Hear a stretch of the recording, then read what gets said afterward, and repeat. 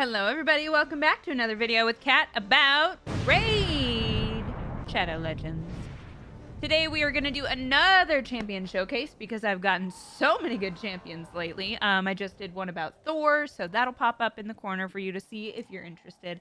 But what I explained in my Thor video is I do these champion showcases to kind of force myself to learn my champion kits when I get them. So if I know I get a really good champion, doing these kinds of videos really forces me to really learn about them, learn about where they're good, learn about how to build them, all that kind of stuff. And then you guys just get to come along for the ride. We're going to be looking at Teodor the Savant today. I got him in a Prism Shard opening. I was making fun of him before the video started, and I was like, oh, look at this stanky guy. And then I pulled him, and then he turns out to be an S tier champion. Like, he's really, really good. So we're going to take a look at his kit, the way I've built him, and the places that I use him. But before we get into that, I want to remind you guys that right now is a great time to be playing Raid Shadow Legends because we have a full fusion event going on right now to get Tholen Foulbeard, who is a really, really good champion. But if you don't want to have to bother doing all of these crazy things like I am doing right now, what I would recommend is create a whole new account and use the promo code Demon Slayer in the first 24 hours. And you just get him for free. So if you're interested in creating a new account, it's pretty straightforward. All you have to do is go onto your computer. If you have Polarium downloaded on your computer, it's really easy. You log out of Polarium, you uninstall Polarium, create a new email, and then click the link in my description or scan the QR code up in the corner. It's easier to do the link in the description. And then you use that new email to create a new account with Polarium, and then it re-downloads and you can start your whole new account. Once you get through the tutorial, first off, you'll get Corrado Foxhunter, and that's when you use the promo code Demon Slayer and get Tholen Foulbeard. After all of that, you still get Teodor at level 10, and then you'll get Mausoleum Mage once you hit level 20. You're going to get 3 incredibly helpful epic support champions, so Mausoleum Mage, Teodor, and then Lady Annabelle once you hit level 30. So it's a great way to start your account, and plus you want to do so before July, so that you can get the free legendary champion, free login legendary champion, Lemonisi the Goldwing. So lots of crazy good things happening right now. Get your 2 free legendaries, 3 epic supports, and then eventually you're going to have a login champion starting July 3rd. So there's so much happening right now. Great time to get started. All right, so let's talk about Teodor. So I called him Stanky because, well, you know what? Better to see this in game. We're gonna look at his nonsense here. Here he is. So he just exudes stank or evil mist. It's up for debate. He's got a lot of veins. Visually and then I did appreciate that he's got a little staff where it looks like a staff of himself, which is great. He's got some spikes coming out of his head. So there's a lot going on with Teodor. So let's talk about, so he is known to be one of the best poisoners in the game, which is a debuff that I have not utilized as well as I could have been using it in the past. However, this guy gives me a chance to really focus in on how poison can be more effective. So starting off with his passive, his resistance is increased by 5 for each poison debuff on the enemy team, which means I don't need to build his resistance, and I appreciate that. Not that it's hard to build resistance, but I prefer to focus on HP and defense because that's a little easier to find in gear and in glyphs. Let's start with his A1. So his A1 is an AoE and 30% chance of placing a decreased speed debuff for 2 turns. So he is somebody that you absolutely want to build accuracy on. So I've built him up with as high of accuracy as possible for me. So for him, I have 358 accuracy total, which I think is quite high. Very helpful. His A2, he has a 75% chance, again, you want to build the accuracy, of placing 2 5% poison debuffs and a 25% poison sensitivity debuff on all enemies for 2 turns. And then his A3, it will increase the duration of all of his poison, all the poison debuffs that he places, plus any HP burn debuffs. So he works in tandem with Geomancer on all enemies by 1 turn and then instantly activates it. So you automatically get all of that damage from the poison debuffs and the HP burn without losing. So he adds an extra turn. so that he can use it and you just automatically get all of that damage. He can also place a weaken debuff for 2 turns on enemies who are not under the poison or HP burn debuffs. So he's a little more sneaky. And that's kind of hard for me to wrap my head around because I'm a go fast, hit him hard kind of player. So this is somebody, he's going to challenge my overall understanding of the game. And I want to see if it develops my strategies as a player and see if it'll improve my game overall. So our guy here appears to be a crazy dungeon master. So consequently, when I built up his masteries, I went with, there's a mastery guide on Hell Hades that says solo and dungeon god. I saw dungeon god and I was like, yeah, absolutely. Because the dungeons are a place where I feel like I've been average, but I want to boost it up a little bit more. I've been doing a lot better with Spider, especially after the big Spider tournament, and getting Thor. He helps a lot in Spider. This guy, however, looks like he helps a lot more when it comes to Ice Golem. I mean, he's good for Spider. He's good for all dungeons, but Ice Golem is a place that I just can't stand. We were talking about it in the live stream that I did recently. I cannot stand Ice Golem. It drives me nuts. So I'm hoping that having him on my team, it looks like because his kit works more along the lines of passive damage versus active attacks. So supposedly with the Ice Golem passive of Revive, if it's not an A2 or A3 damage, he's fine. So it'll be one less way for Ice Golem to revive his little buddies, and then you can sneak through him a lot faster. He's also going to be super good in Iron Twins, which we're going to test out in just a minute. And supposedly he's super helpful for Dark Fae, which is the bane of my existence in Doom Tower, so we're also going to try that. I was anticipating him to be super helpful with the event dungeon that's going on right now, but I have not had such luck with him, but that could entirely be, the rest of my team composition and not necessarily a fault on his part. What I do want to test out is Clan Boss with him.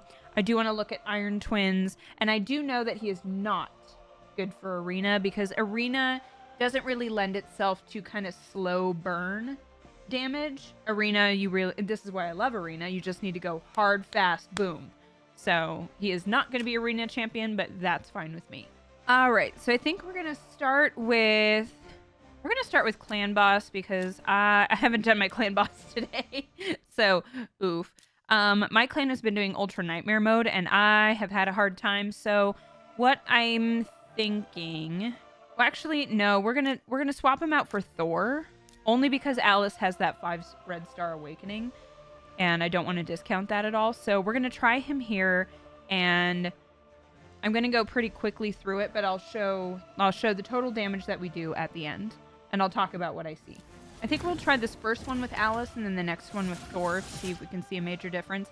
The only problem is all the RNG, the random number generation, and all the dice rolling that happens, all the programming like dice rolling that's happening is one Clan Boss round is not going to be the same as another, so it's not a direct comparison, but I just want to see if we have like 2 champions who are both doing increased speed and stuff, if that makes a big difference.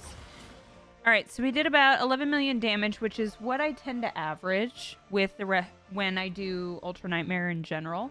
So we're going to try it again. We're going to swap out Alice for Thor. So what I'm trying to do here is, I said my philosophy tends to be hard and fast. I want this to be a little bit more. I want to see if I can get more out of, a longer, like a more drawn out situation. And I think that's going to be the case with Thor because I talked about in his showcase video, the Thunder counter. And I'm wondering if, I watched it, Teodor does do some good damage. Like he places a lot of debuffs. He does, that increased speed is super helpful for the rest of the team. So we're going to see if both of the new guys together can make a good difference. Oh, yeah, that was just bad orange. Okay, this is not good, but this is still fine. As far as I can do, this is not the worst I've ever done in Ultra Nightmare mode, so we're going to go to Dark Fae for Doom Tower. And so the reason I want him in Dark Fae in Doom Tower, come on, I really hate that it doesn't just go straight there. So the way I have this set up is Dark Fae is a big pain in the butt. So the way I think about it is I try to do everything I can to reduce her speed and the other champion's speed and their cooldowns. So we're going to try that. I'll explain my strategy for Dark Fae. I do not do Dark Fae auto. That just never fucking works. So I do the first round auto and that's it. And we're just gonna, and then I do the second round manually. So this was explained to me by somebody in my chat during a live stream. So they said it's important to switch to manual when you get to round 2, because you want to save all of your good cooldowns and all of your good attacks for when you get to the Dark Fae herself. So we're just gonna manually scooch our way through here, as tempting as it is.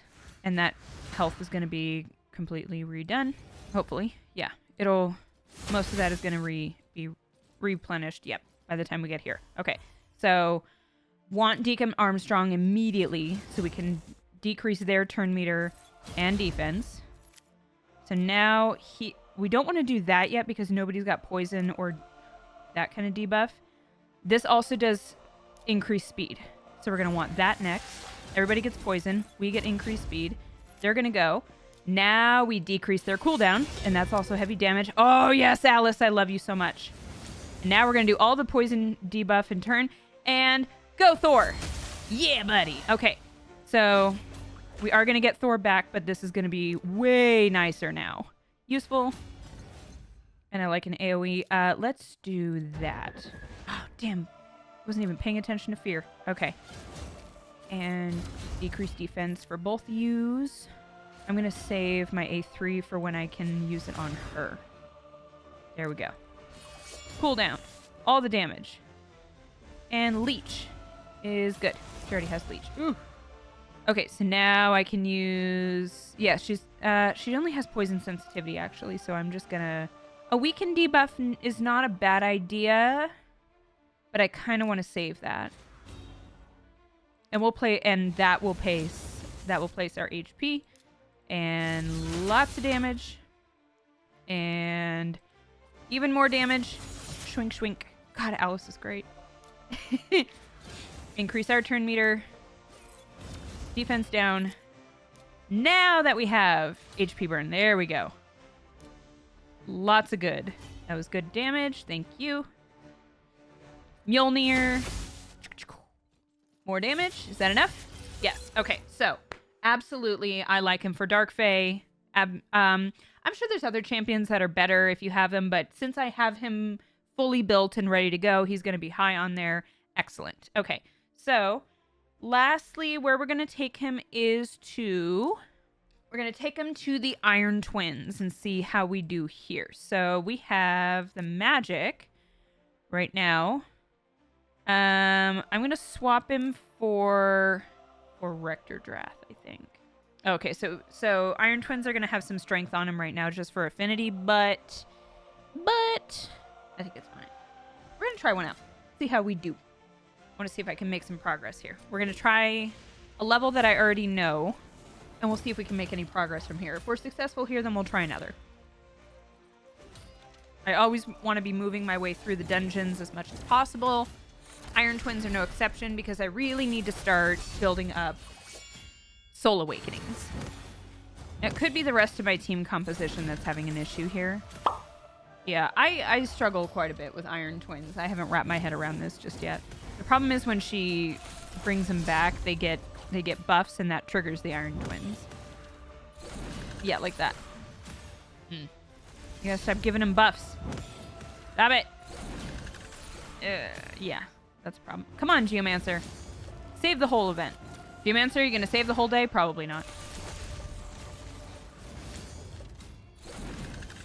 Ooh, you were close. Oh my god, wait, it did! Yeah, it did. All right, well, that was just a good showcase of Geomancer, but that was by the skin of our teeth.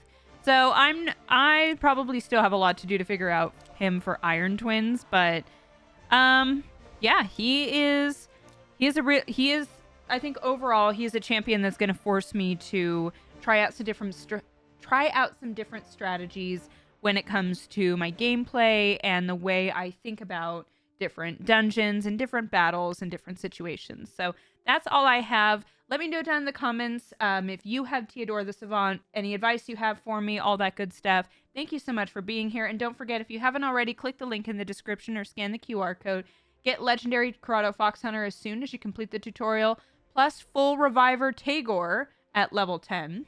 Mausoleum Mage, who is incredibly disruptive on the other team and a big pain in the ass in Arena when you hit level 20. And Lady Annabelle at level 30. She is also super helpful for Doom Tower, so I highly recommend her as well. So thank you guys so much for being here, and I will see you in the next one. Bye!